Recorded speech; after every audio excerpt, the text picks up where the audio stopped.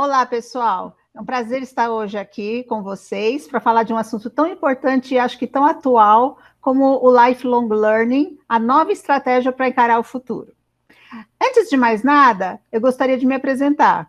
Eu sou Suzana Matos e eu atualmente trabalho como professora do Instituto da 23. E a primeira coisa que eu queria colocar é por que eu dou aula lá. Primeiro, porque eu fui convidada, o que me deixou muito contente, e eu dou aula geralmente de coisas comportamentais, sociedade do futuro, competências do futuro, habilidades interpessoais, esse tipo de coisa. E eu vejo que o Instituto está progredindo tanto, está fazendo a diferença na vida de muitas pessoas. Então, é um orgulho ter sido convidada e é um orgulho conseguir dar aulas lá. Agora, por que eu recomendo o Instituto? Eu recomendo o Instituto. Atualmente tem muitas aulas de ciência de dados, tem a parte de sustentabilidade, tem outras coisas que estão surgindo por aí. Mas por quê? Porque eu percebo que tem uma coisa muito em comum com o que eu penso. É muito importante você desenvolver hard skills, você desenvolver novas habilidades técnicas. E o Instituto é focado bastante nisso. Só que o Instituto pensa que sem as habilidades comportamentais, você não faz a diferença no mundo. E ele trabalha muito para que a gente faça diferença no mundo. E além da habilidade técnica muito importante que o Instituto tem, essa é a grande diferença que eu vejo lá e é o que me motiva, me instiga, me engaja muito no Instituto. Então, eu recomendo para todo mundo conhecer e talvez até interagir conosco lá no Instituto, que é uma coisa muito legal para todos.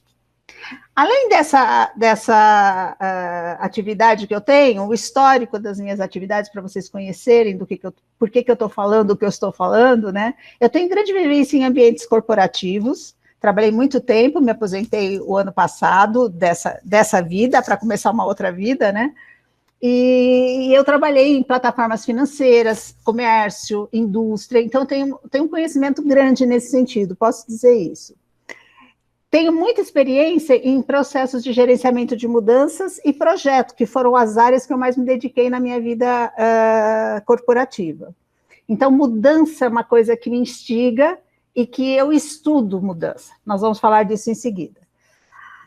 Ao me aposentar no ano passado, que eu disse que fui para outra atividade, eu fundei o Humanagente, que é uma empresa que cuida de treinamentos, workshops, coaching, toda nessa área, porque quando eu estava para sair, eu pensei, o que eu vou fazer agora? Porque a gente não para, né?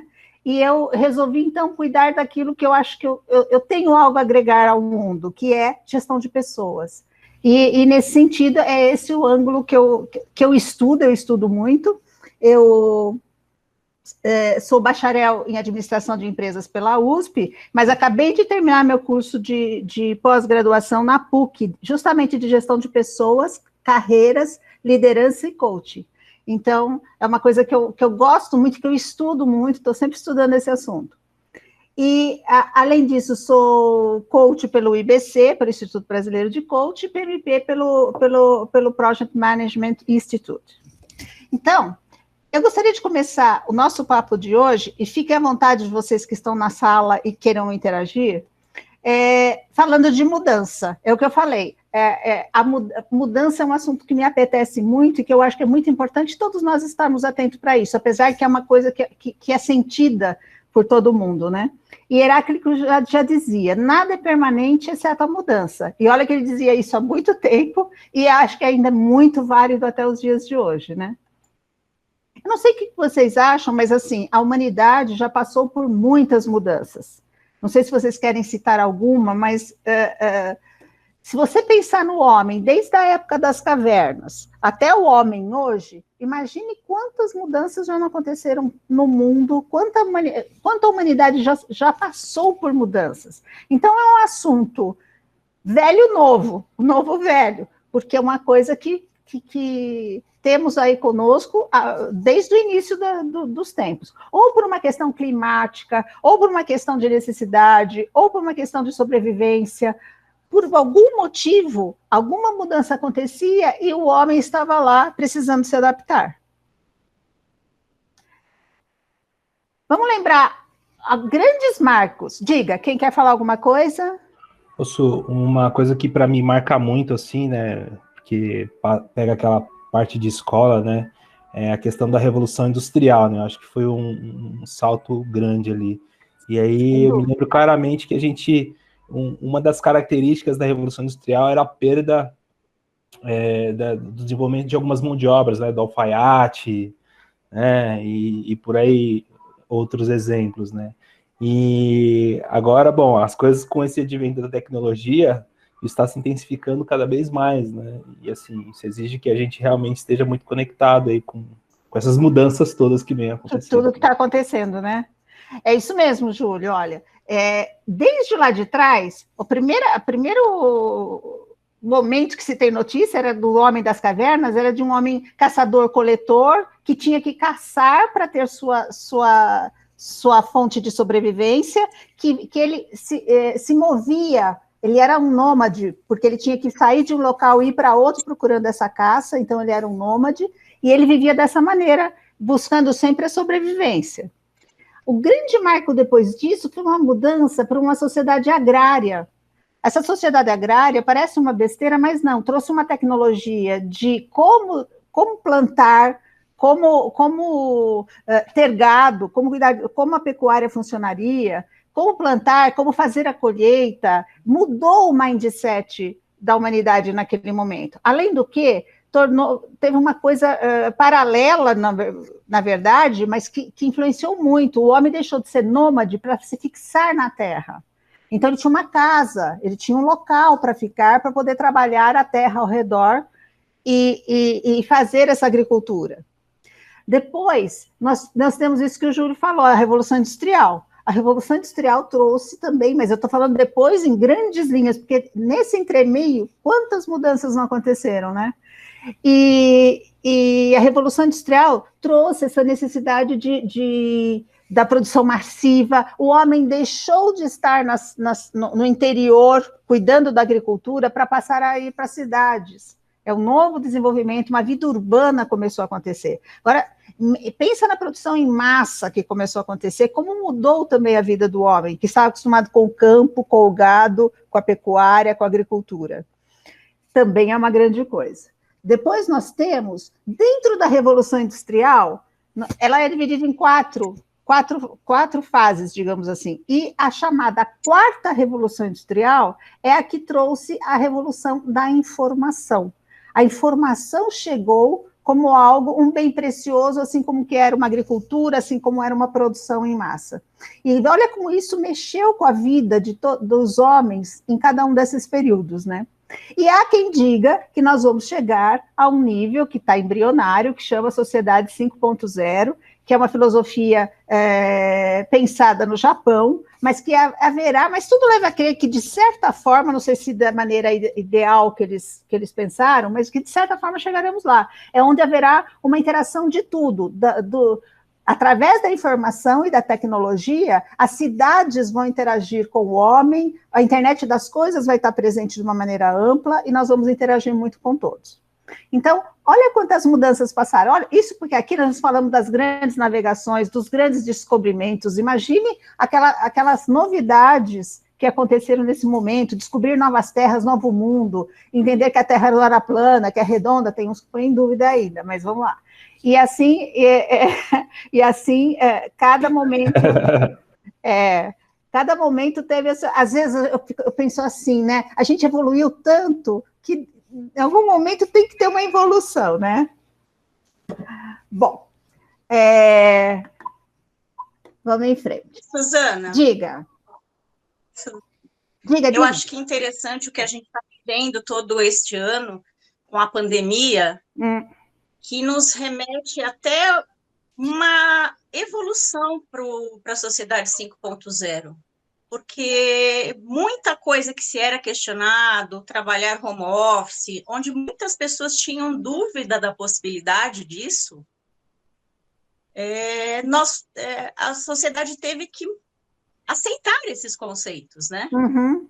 Então, você vê que a gente conseguiu viabilizar coisas que estavam sendo muito questionadas. Então, de uma certa forma, também estamos vivendo uma certa revolução, não é? Sim, sempre, esse é o ponto. Nós estamos vivendo sempre. E uma coisa que isso me mostra, que eu já fiquei pensando sobre isso, é que, às vezes, tem que ter um gatilho para que as grandes revoluções aconteçam.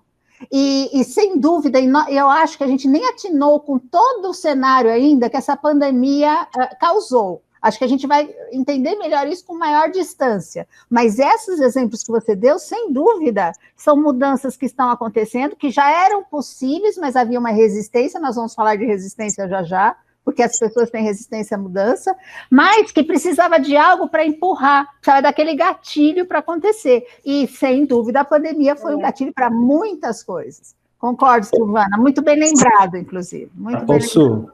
Diga, Júlio. Que está sendo impressionante, né? Como a Silvana falou, tem um lado, quando a Silvana estava falando, eu fiquei, pô, e até ouvindo você falar também, a gente fica pensando nas mudanças da interação do trabalho, como a Silvana colocou, aí tem a relação com a família, né?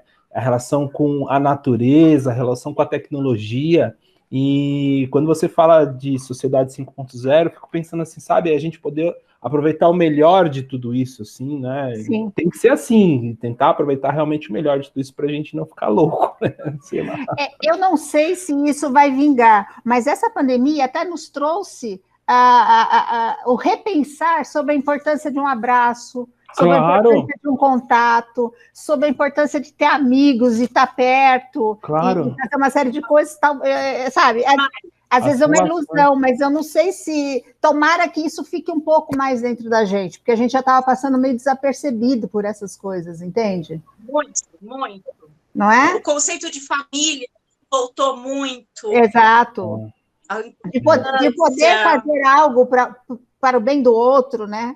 Daquela convivência, coisa... né? Aquela coisa de pai e filho também, né? Exato. Nossa, gente, eu tive uma experiência com meu filho hoje. Meu filho falou assim, eu até fiquei pensando, é rapidinho, deixa eu contar isso para vocês. Ele falou assim, eu gosto muito desse brinquedo aqui, papai. Posso levar? Eu falei, não, filho, não vamos levar. Você vai andar de bicicleta, vai levar brinquedo? Não vai funcionar esse negócio. Ah, mas eu gosto. Aí eu contei para ele, assim, você gosta muito, então você deixa em casa, porque se você levar para a rua, você pode perder. E aí, como é que vai ser esse brinquedo? Mas, gente, queria eu, na minha vida, que meu pai e a minha mãe tivessem tido a possibilidade de fazer uma análise dessa comigo ali, sabe? Ele certamente vai ter uma outra noção de risco do que eu tive na minha vida, entendeu? Essa coisa, sabe, expande, assim, absurdamente para a vida. Exato. E, sem dúvida, passar mais valores, passar mais para os filhos, eu acho que é uma coisa que... Mais sólido, né? Deixar essa coisa... Beleza. A proximidade. Agora, mudança, a gente já viu, então, já aconteceu desde sempre, até o homem da caverna sofreu mudanças. Mudança climática, adaptação a novas regiões, a novos predadores. Qual a diferença das mudanças de antes para agora? Porque se fala muito em mudança hoje. Você vê que todo lugar que você entra, o mundo mudou, o mundo não é o mesmo, o mundo não é aquele. Mas se mudança tem desde a época das cavernas, qual que é a diferença das mudanças de antes para agora? Tem uma diferença fundamental que parece que não influencia, mas influencia muito. E essa diferença é a velocidade. A velocidade com que as mudanças estão acontecendo nos dias de hoje é uma coisa tão grande que a gente perde a respiração. A gente perde o bonde, a gente não tem tempo de estar atualizado para tudo. E isso se torna um bem cada vez mais importante para todo mundo. Esse que é o ponto, essa que é a diferença. E tanto é que se diz que o mundo hoje é o mundo VUCA. Acho que vocês já ouviram falar de VUCA, mas eu gostaria de dar uma passadinha aqui, porque é importante para aquilo que a gente está falando. O mundo VUCA por quê? Porque ele é volátil. Volátil porque ele muda o tempo todo. Não dá, antigamente mudava, mas passavam-se gerações, dava tempo de ter uma adaptação mais lenta, e tudo que vem mais lento, que dá tempo, que você tem como aprender com calma e tudo, claro que você vai assimilar melhor. Mas hoje não. Quando você pensa numa coisa, já está acontecendo outra. Quando tem uma novidade, você nem aprendeu bem a usar aquela novidade, já tem outra acontecendo. É muita coisa ao mesmo tempo. Para esse mundo volátil, a gente vai ter que ter competências como criatividade e adaptabilidade, resiliência para se adaptar rapidamente a essas novidades. Além disso, esse mundo é incerto. Por quê? Porque ele é difícil de fazer previsões. Quando eu estudava, eu fiz administração, eu falei para vocês, eu aprendi a fazer planejamento estratégico. E planejamento estratégico a gente fazia de 10 anos, 15 anos lá atrás. Hoje, vai fazer um planejamento de 10 anos, 15 anos. Não há criatividade que resista a isso. É claro, você pode traçar rumos, mas não é como antes, que você fazia uma coisa detalhada, e depois tinha suas diferenças, mas não era, no entanto. Hoje não dá. O mundo é incerto. Então, hoje a gente tem que ser mais flexível e ser mais ágil, porque só assim a gente consegue minimizar essa incerteza. Além de tudo, o mundo é complexo. O que quer dizer complexo? Ele tem mais conexões uma coisa com outra, com influências diversas. Ele tem uma coisa aqui e outra coisa lá. E às vezes, parece, não tem nada a ver essa uma coisa com outra, mas uma influencia a outra, porque ele é muito complexo, interligado e conectado. Tem uma história que é dada de exemplo nesse caso aqui, que é o McDonald's considerou há um tempinho atrás, eu não sei como está hoje, que o seu maior concorrente, eu acho que já faz um tempinho, no começo disso, que seu maior concorrente era a Netflix, e não o Bob's, e não o Mr. King. Por quê? Porque as pessoas antes saíam, iam passear lá fora, entravam na lanchonete, consumiam, e voltavam para casa, iam ao cinema e voltavam para casa. Hoje as pessoas ficam em casa.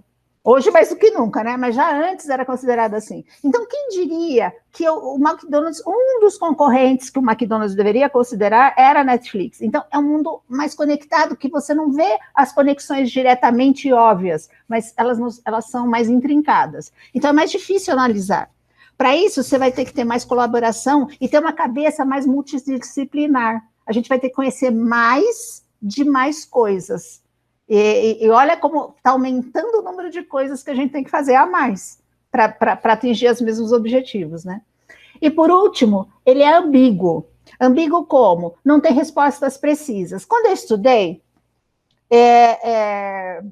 lá no nível médio, no primário, no nível médio, tinha a resposta certa ou errada, apesar que eu acho que a educação não evoluiu assim tanto. Uma das poucas coisas que não evoluiu tanto foi a educação, ela vai ter que fazer uma revolução já. Mas se considerava certo e errado, a professora até punha um certo com C verde e um errado com X vermelho. Era certo, era 1 ou 0, né? Era binário, era sim ou não. Hoje não, hoje é ambíguo, as respostas não são tão precisas. E como a gente se acostuma com isso, dado que a gente foi educado para ter respostas precisas para as coisas? Mas não é. A não ser que você está numa ciência exata, mas uma ciência exata naquele momento, porque se você olhar para as pessoas que estão ao seu lado, já deixou de ser exata, né? Então, você vai ter que ter muito mais abertura, mais tolerância, mais coragem para enfrentar esse mundo, porque não tem resposta necessariamente certa ou necessariamente errada. São 50 tons de cinza que vão nos apresentando e que a gente vai ter que saber lidar com eles. Esse é o mundo que a gente está vivendo. Hoje se fala que nós estamos vivendo a era da modernidade líquida.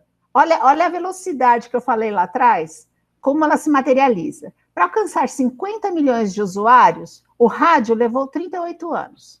A TV levou 13. A internet, 4 anos. Já foi né? O Facebook, 3 anos e meio. O Twitter, 9 meses. O Instagram, 6 meses. E o Pokémon GO, aquele jogo que virou mania um tempo atrás, 22 dias ele atingiu 50 milhões de usuários. Então, veja como as coisas estão numa velocidade de tirar o fôlego, né?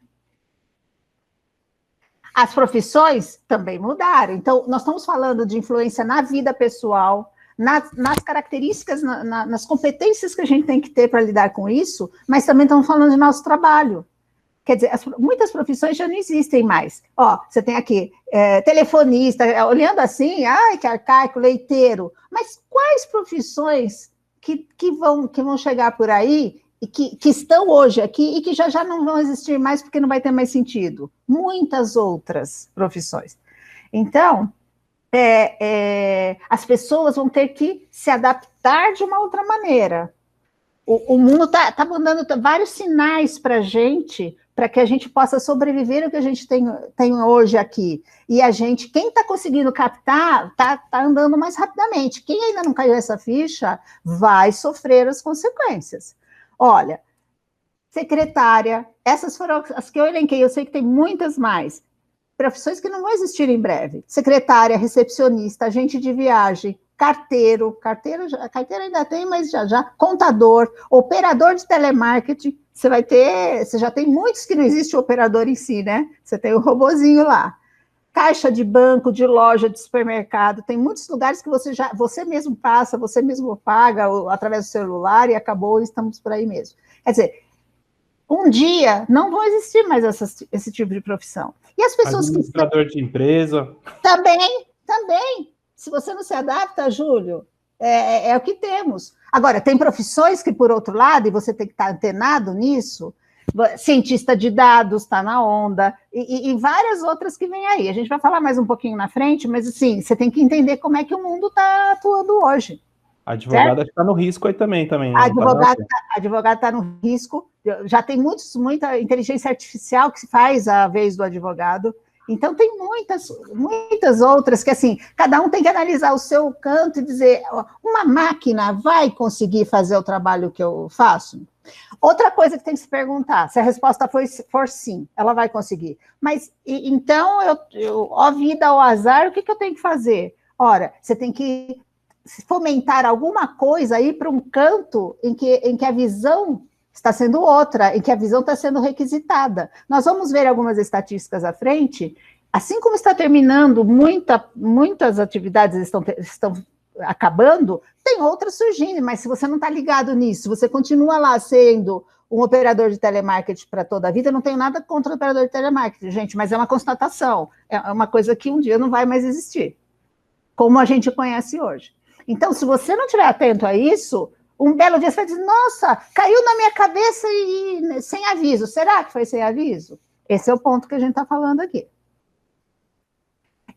O crescimento hoje, antes o crescimento era linear, e hoje o crescimento é exponencial. Essa é a diferença simples e básica para entender por que a mudança hoje está tão rápida. Então, lá do início das cavernas e não sei o quê, tinha um crescimento? Tinha. Tinha uma evolução? Tinha, mas era linear. E hoje não é mais. Simples assim.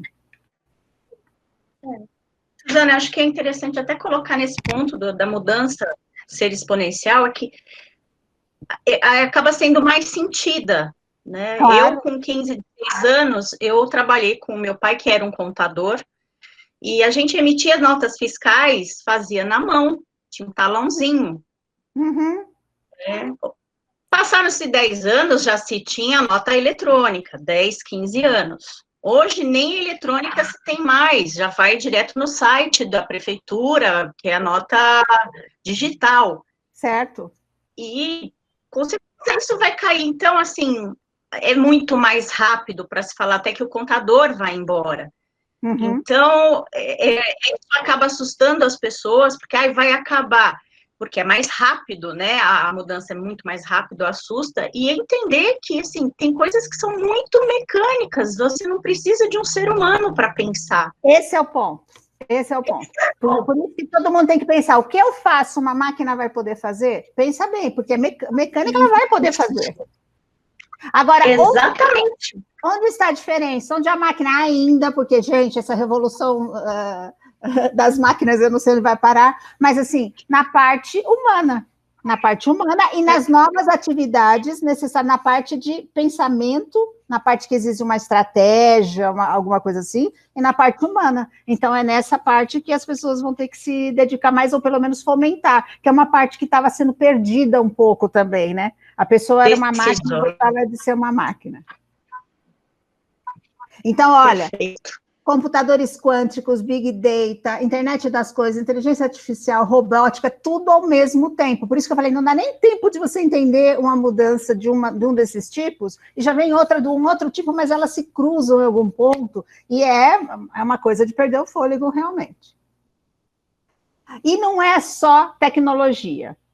Porque a gente fala muito, é claro que a tecnologia influencia muito nisso. A quarta revolução industrial é baseada na tecnologia. Mas muitos conceitos e visão de mundo, eles mudam. Olha esse jornal, que era de janeiro de 1904, a manchete dele. Ônibus entrou na casa humilde e foi apanhar a velhinha de 42 anos. Ó, gente, quem hoje em dia com 42 anos se acha uma velhinha? Ou um velhinho? Mudou a ideia de até disso, porque as pessoas hoje vivem mais, porque a tecnologia propiciou, os estudos de medicina propiciaram que a gente possa viver mais. Há perspectivas de que viver mais de 100 anos vai ser cada vez mais simples e fácil. Eu tenho medo dessas coisas, mas sei lá, é uma realidade. E olha como os nossos conceitos mudam. Ninguém falaria hoje para alguém de 42 anos que é uma velhinha. Bom, ia dar problema aqui, então. Eu tenho 44, eu ia ficar bem chateado. Ficar chateado. Hoje eu faço 52. Olha aí. Não dá, você já era pós-velhinha. Já estava na beira da cova, já. Então, e olha, no início do século passado era assim que era visto. Porque qual era a perspectiva de vida desse pessoal? Então, a realidade também vai mudando nossos conceitos e nossa visão de mundo. Né? Coisas que uma velhinha de 42 anos não fazia, um jovem de 42 anos que nem o Júlio faz tranquilamente hoje. Porque mudou a mentalidade. Certo? Sem dúvida. Mas, Su, é muito engraçado, né? Porque você está falando de aspectos de mudança que pegam a parte de, lógico, de tecnologia e tudo mais, e a gente está aqui no momento de pandemia, e a gente tem vários assuntos ainda relacionados à mudança de comportamento, né? De sociedade, né? De tanto preconceito ainda, diversos tipos, de tantas coisas que a gente ainda precisa, como a gente tem para avançar ainda, né? Temos muito para avançar e aprender, porque parece que ao invés de a gente ficar mais unido, aceitar o diferente, ouvir o diferente, a gente, não, agora cada um está numa ilha, e se não pensa como eu vou brigar, eu vou lutar, então é uma coisa terrível que está acontecendo. Mas uma coisa meio Brasil, né? Meio Brasil isso, né? Porque a gente Brasil e mundo. Você pega os Estados Unidos, tá a mesma coisa. O mundo está assim atualmente. Então, o homem, não sei, ao invés de evoluir no sentido de ouvir mais, mesmo se você tem uma opinião diferente da minha, a gente não vai tomar um chopp mais gostoso? Porque se todo mundo concorda, que shopping que nós vamos tomar, que é todo mundo igual ali, que não. Chopp chato, né? Todo mundo falando boquinha de presépio, né? Todo mundo tão gostoso brigar até por futebol, no sentido brigar pelo bem, né? Não, por que eu tenho que ter opinião igualzinha dos meus amigos, dos meus pares? Não tenho. Mas isso implica o quê? Que tem que ter um respeito, né? Respeitar-se a opinião do outro, que é o que não existe hoje. Mas a diferença é construtiva, não é? Exato. E quantas vezes você não para pensar e fala, não é que ele pode ter razão? Se você não ouve, você não vai nunca saber, né? Não vai nunca mudar de ideia. Pontos de vista diferentes sempre agregam numa decisão. Exato. E olha, acabou essa história do emprego, né? Acabou o tempo de um só emprego. Na minha época, você podia, apesar que eu fui muito de pular de empresa em empresa, então eu sempre fiz isso, mas assim, você podia entrar numa empresa e entrar nela e viver a sua vida toda trabalhando naquela empresa até o fim. Hoje, não é impossível, gente, mas é muito mais difícil. Muito mais difícil. O tempo de um emprego só já foi. Você, Nélida? Você era de uma empresa só. Mais que um só emprego. Porque um só emprego é uma coisa. Eu já não tive um só emprego, eu já pulei bastante, mas eu tinha praticamente a mesma profissão. Hoje, não. Não vai ser possível mais a pessoa ter só uma profissão. Ela vai mudar, ela vai mudar lateralmente, não só naquela coisa planejada de escadinha que a gente planejava antes. A pessoa não vai ter uma só carreira.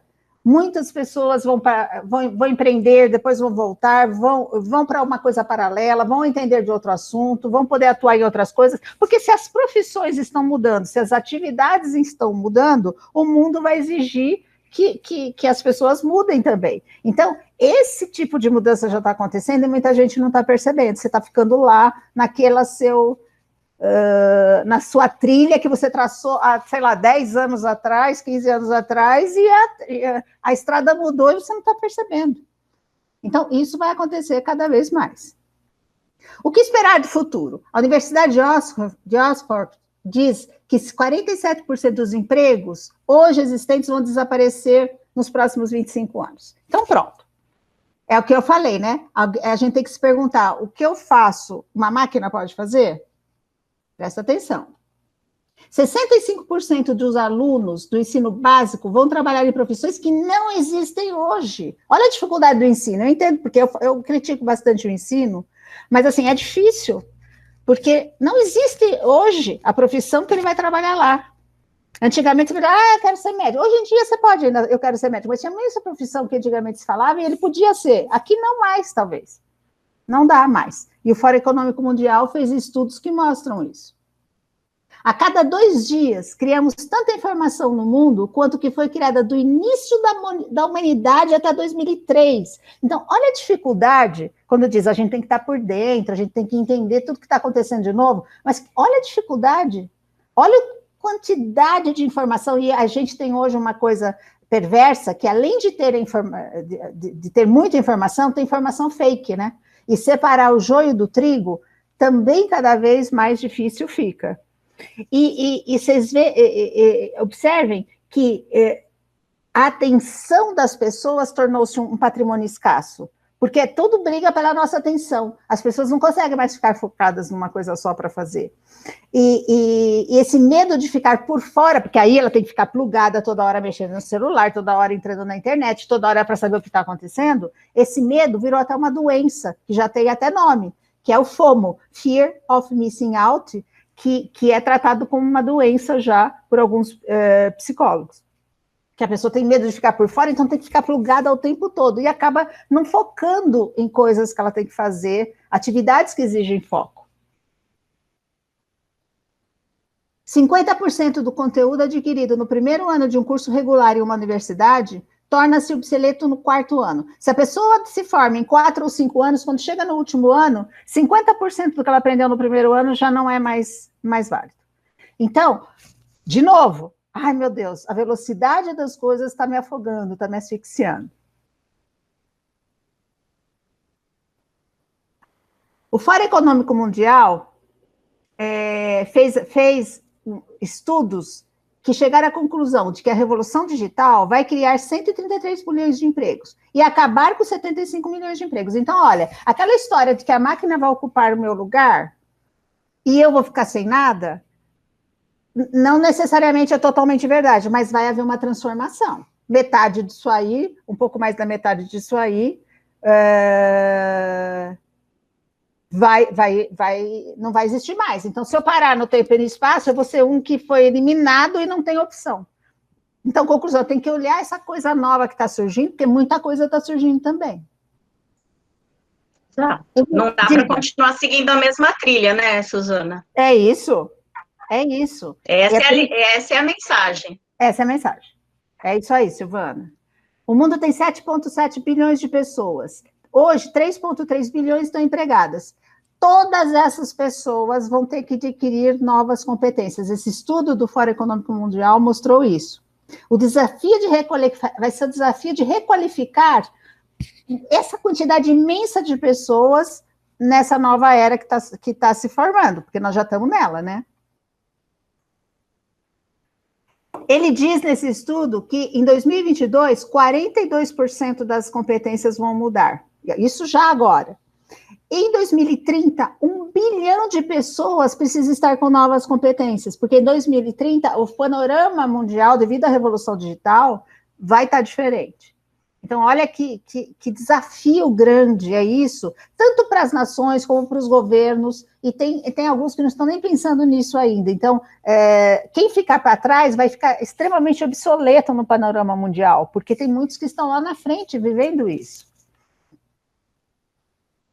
Portanto, gente, a gente vai ter que ter, a gente sempre teve que ter, porque aquele homem da caverna teve que ter adaptabilidade, teve que ter resiliência, mas olha agora, na velocidade em que a gente está, como nós vamos ter que ter resiliência.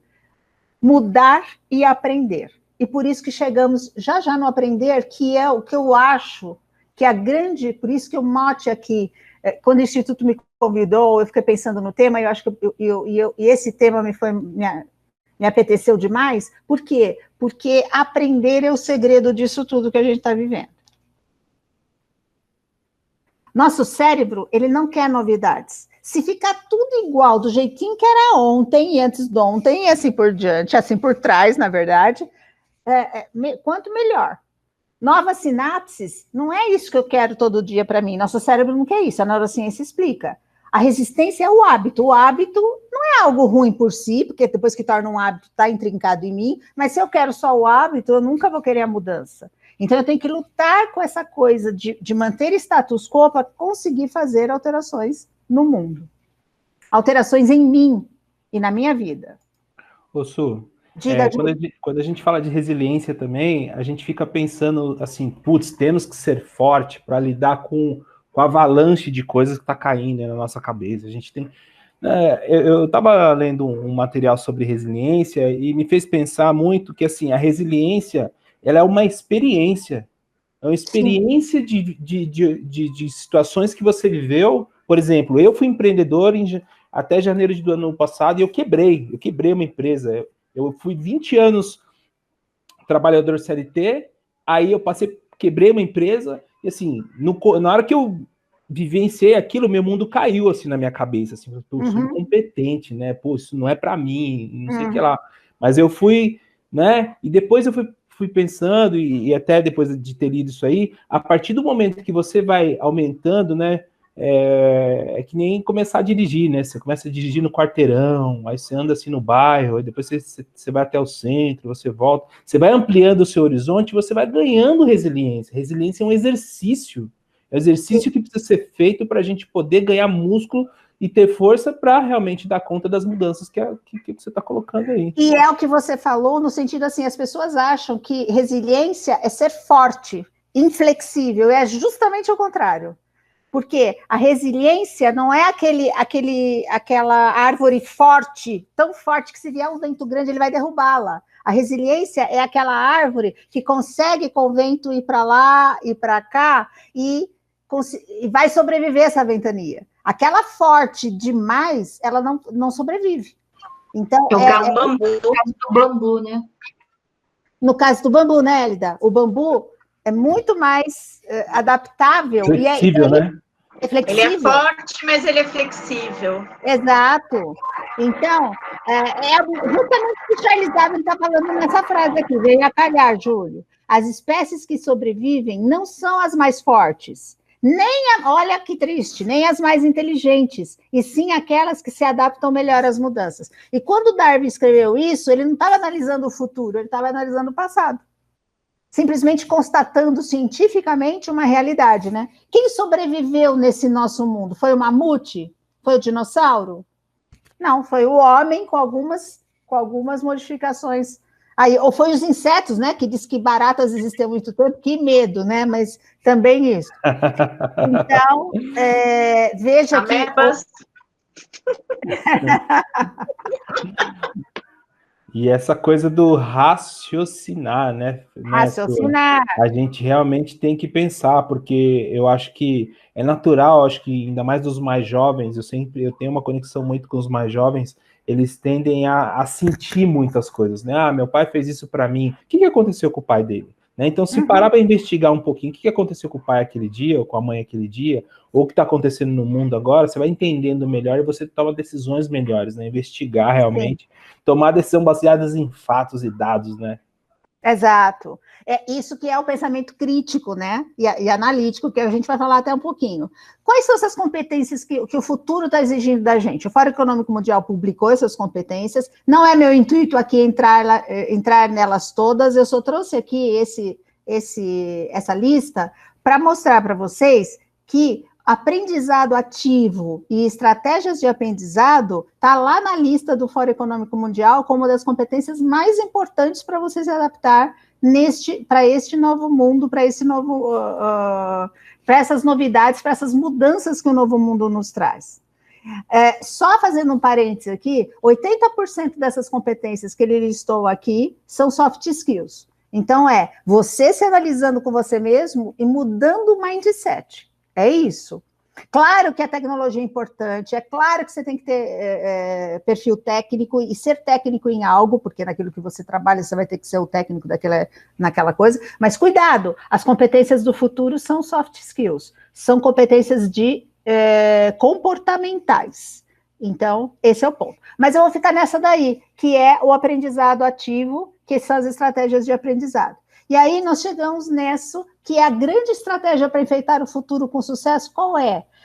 É lifelong learning. Lifelong learning, que é aprender a vida inteira. E quando eu falo a vida inteira, é a vida inteira mesmo.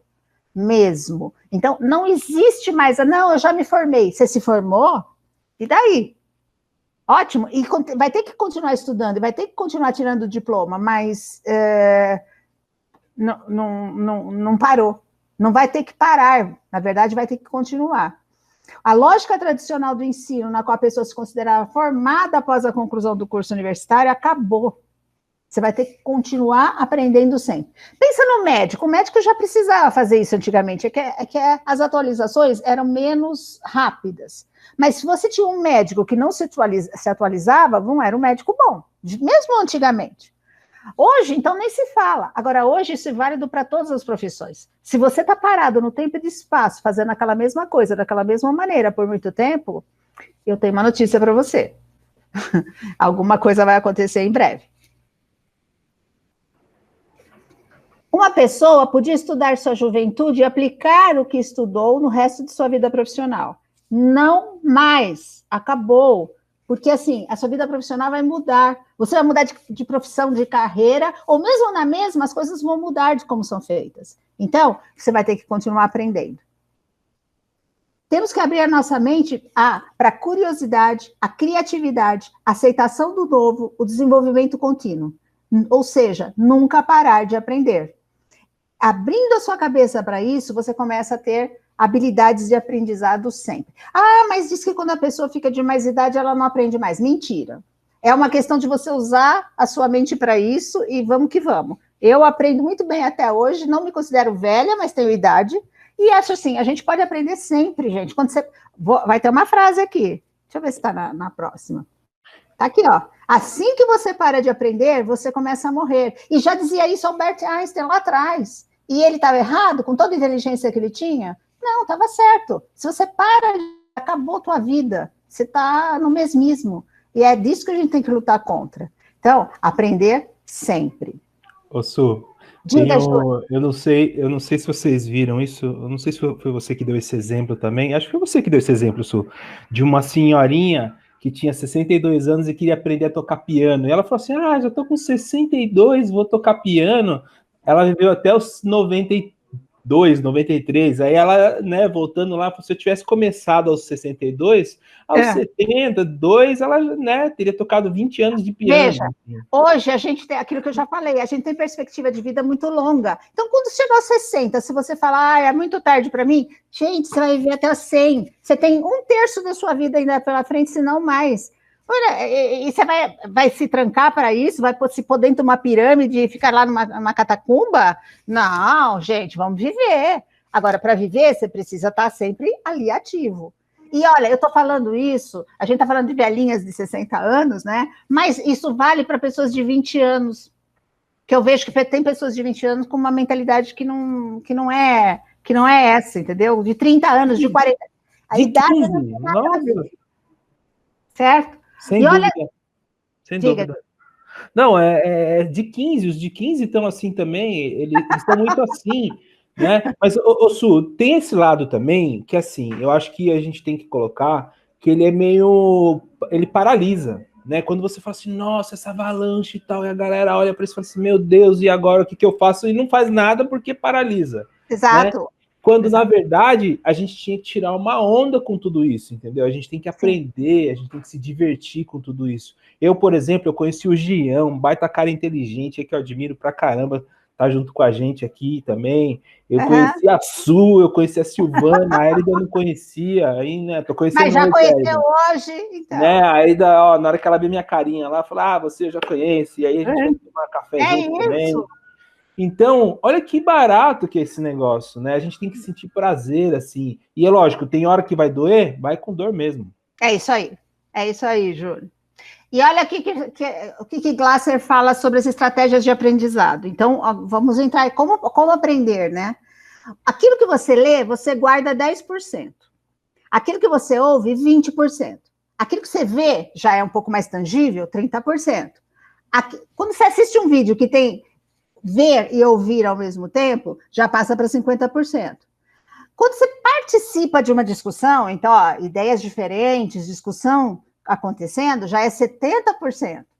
Agora, quando você aplica aquilo que fala, ou seja, deixa de ser a teoria para ser a prática, aí você atinge os 90% do aprender. Então, todo mundo me pergunta, mas como começar? Faça. Não tenha medo de fazer. Pense e faça. Mas não fica só no devagar. Ah, eu gostaria, ai, não sei. Faça. Tem que começar a fazer para conseguir aprender. A Carol Dweck tem esse livro, que é o Mindset, que ela diz que tem 2 tipos de mentalidade das pessoas.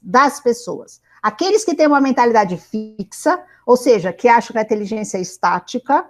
Minha inteligência, eu nasci com ela, eu vou chegar no limite que ela me permite chegar. Assim como os meus talentos, as minhas habilidades, os meus valores, inclusive.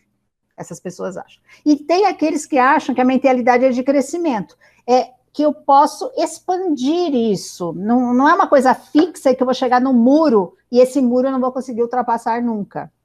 Então, por que isso é importante aqui? Porque as pessoas que têm mentalidade fixa vai procurar parecer inteligente, mas vai ficar dentro do quadrado dela.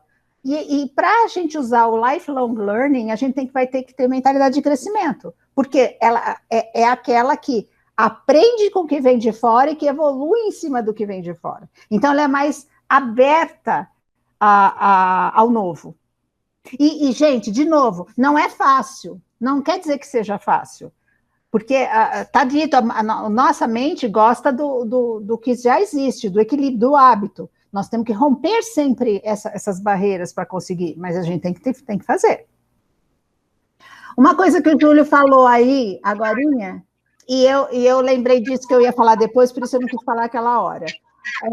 O erro, quando ele falou, olha, eu saí, eu fui para uma coisa nova, eu quebrei a cara, o erro é uma das formas de aprendizado, e é a chave da inovação. Então, aceitar o erro, que é uma coisa que a gente não aceita, é o que ele mesmo falou, né? Eu me senti o último dos homens, eu achei que nunca ia aprender. Aceitar esse erro, aprender com ele mais do que nunca, porque depois errar, é o que eu falava lá com a minha equipe lá no meu trabalho. Gente, tem tantos erros novos para cometer, porque a gente não vamos cometer os mesmos erros novamente, né? Vamos aprender com o erro. Então, vamos para o novo patamar de erro, porque só errando é que se aprende. Isso é difícil por quê? Porque as empresas não, apesar de falarem que aceitam, não aceitam erro. E punem as pessoas pelo erro. E é o erro que é a chave da inovação que todas as empresas modernas querem. Olha que coisa. Mata a criatividade, né? Mata a criatividade. E mata o aprendizado, porque aprender é o quê? Errar e ver uma alternativa, e ir para a próxima. Então, é isso. Suzana, e eu acho que é tão interessante, só um parênteses no que você está colocando aí, é um exercício e aumenta tanto a resiliência quando você tem essa possibilidade de saber que você, mesmo errando, você vai ter o apoio da empresa ou do seu companheiro, porque faz parte de um aprendizado, faz parte de todo um crescimento mesmo. Sim. Você vai se tornar mais forte, você vai arriscar mais, porque você vai ter o suporte. É claro que você não vai ser irresponsável, tem todo um aparato, tem toda uma responsabilidade, uma qualidade, tudo.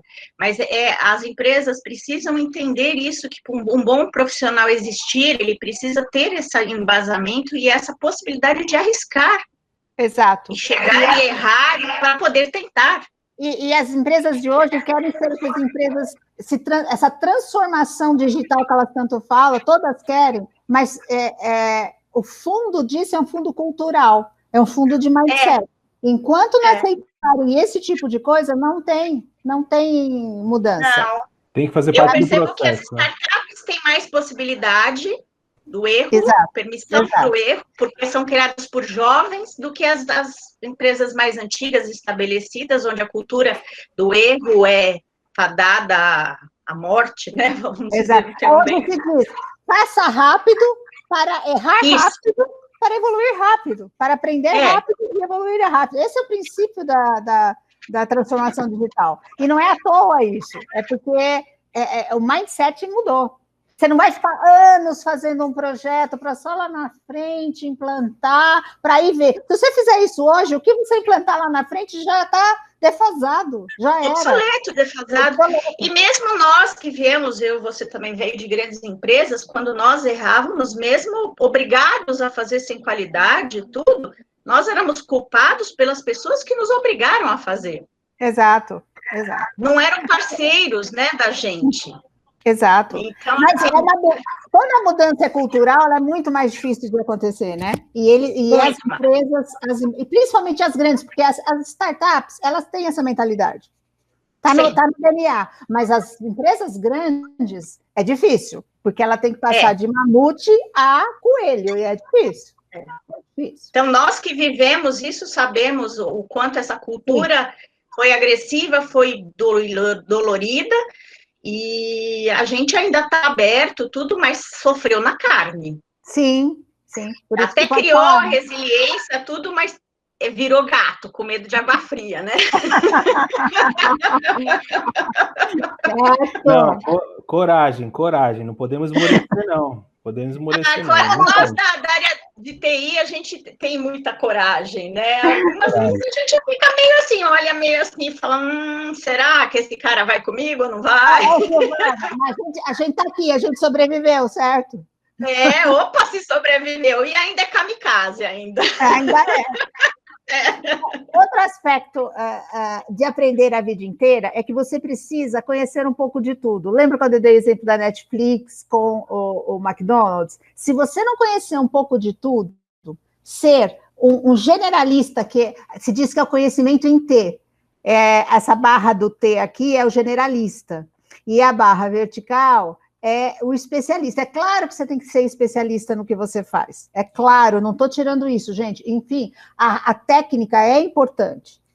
O hard skill é importante. Mas se você não for um generalista e começar a olhar várias coisas, você nem vai ter inputs para uma criatividade maior. E para aprender coisas novas e, às vezes, fazer aquela ligação que aquele mundo complexo está exigindo hoje, de uma coisa que parece que não tem nada a ver com a outra, e talvez a solução para o seu problema está na observação de uma outra coisa lá que não tem nada a ver, mas que o mindset daquilo, a forma como foi pensada, serve para o seu problema.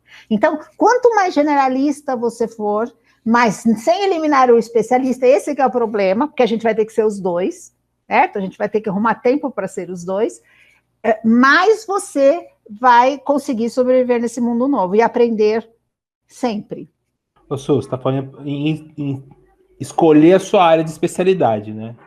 Não, porque às vezes a pessoa é, sei lá, da área financeira, a pessoa é da área... Ela vai ter que saber, a pessoa é de TI, ela vai ter que entender da técnica daquilo que ela trabalha. Mas se ela também não for um generalista, ter outras coisas, ter curiosidade, ir atrás de entender, isso daí não vai agregar ao especialista, ele vai ser o especialista padrão, ou nem isso.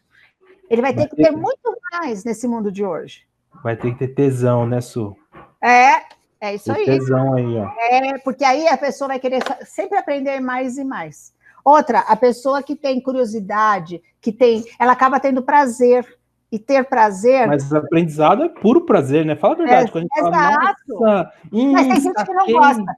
Mas as pessoas têm que achar a sua maneira de aprender. Aprendizado não necessariamente é ler um livro. Não, eu gosto, mas não necessariamente é. Pode ser ver um filme, pode ser falar com pessoas, pode ser ler a internet, pode ser conhecer de uma coisa que eu nunca vi, conversar de assuntos outros. Aprendizado é muito amplo. E, na verdade, a gente deveria ser capaz de fazer um pouquinho de cada maneira, né? Esse que é o ponto. o próprio ler, né? Hoje em dia, assim, tem coisas que a gente já não lê um livro mais do começo ao fim. A gente pega uma parte do livro, a parte que interessa, né? Sim. O importante é não deixar de ler, né? Enfim. E notícias, novidades que são trazidas. O difícil, volto a dizer hoje, é separar o que é fake do que é real. Porque às vezes, Deus me livre você entrar numa dessa de aprender uma coisa fake, né? Aí não dá. Então, ter crítica, pensamento crítico e saber diferenciar joio do trigo é importante aqui também. Se engajar na aquisição do conhecimento, porque você vai ter que ir atrás do conhecimento, não é ele que vai vir atrás de você. Então, você vai ter que ser sujeito ativo na aquisição desse conhecimento. Cuidado, porque dados não é conhecimento. Você tem que transformar em dados, os dados a gente já viu lá. Em 2 dias, todo o conhecimento humano até 2003 é duplicado. Então, dado tem muito, mas como transformar dado em informação e informação que é relevante para você? Então, tem que tomar esses cuidados também. Quem deixar de se atualizar ficará ultrapassado. Isso, de novo, independe de idade, hein, gente? Deixou de se atualizar, vai ficar ultrapassado. A educação continuada é uma necessidade, nunca é cedo ou tarde para aprender. Nunca. Então, não venha com escudo. Ah, mas é cedo para esse menino fazer isso. Gente, as crianças hoje estão fazendo coisas que eles podem me ensinar. Como mexer nas coisas, como fazer. Ele já nasce com essa habilidade. E nunca é tarde. A história da mulher lá do piano, né, Júlio? É um exemplo. Quer dizer, você vai viver muito mais. Viva com qualidade, aprendendo coisas novas, tendo prazer nesse aprendizado e nessa utilização, entende? Ó, minha gaitinha aqui. Você vai ver, eu vou tocar a música. Opa! Aí sim. Conclusão, gente. Não existe quem aprendeu no passado. Esse é um dos raros pontos em que usarmos gerúndio vale a pena. Só existe quem está aprendendo, porque você estará aprendendo sempre, a vida inteira. E a hora que você parar, como a gente já viu, você morre. Se não morre fisicamente, morre intelectualmente. Então, esse é o lifelong learning. E você estando aberto a isso, é uma forma de sobreviver ao futuro. E para fechar, eu trouxe essa frase muito conhecida do Alvin Toffler, mas acho que nunca caiu tão bem, né? Que o analfabeto do século XXI não será aquele que não consegue ler e escrever, mas aquele que não consegue aprender, desaprender e reaprender. E olha, desaprender, né? Por quê? Porque as coisas mudam tanto que tem momentos em que você vai ter que desaprender como você vinha fazendo até então, e reaprender de uma nova maneira. E essa é a coisa mais difícil que existe, porque uma coisa, se você não conhece, começar a aprender do zero é mais fácil do que eliminar o que você já sabe e reaprender de uma outra forma. Mas o mundo está exigindo isso. Então, ele foi um visionário, ele falou isso há muito tempo atrás, né? Mas é uma frase que eu achei que finaliza com chave de ouro a mensagem que a gente quer passar aqui. Aprender a vida inteira é a chave para sobreviver ao futuro e se dar bem. Esse é o ponto. Não é só sobreviver, mas sobreviver bem. Gente, discutivelmente correto. Eu não sei se você tem alguma pergunta, fiquem à vontade. Ô, Su, na verdade eu queria fazer uma proposta, tá? Porque assim, gente, a gente já tá na pandemia, eu já não tô saindo para tomar cerveja com meus amigos, entendeu? A gente não vai happy hour nenhum mais nessa vida. É verdade. Eu queria pedir para todos vocês agora, por gentileza, abrir só o microfone. Quem não quiser abrir o áudio, a imagem aqui, a tela, abre só o microfone. E vamos dar uma salva de palmas para a Su, porque eu tô sentindo falta de bater palma também, né?